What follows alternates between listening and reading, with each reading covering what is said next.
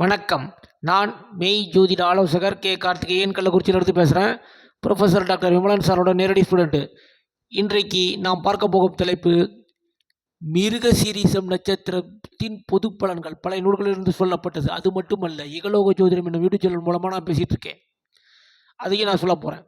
அப்போ மிருகசீரிஷ நட்சத்திரத்தில் என்னன்னா, விடியற் பொழுதிலேயே குளியல் நடத்த ஆசை உடையவனாக இருப்பான்.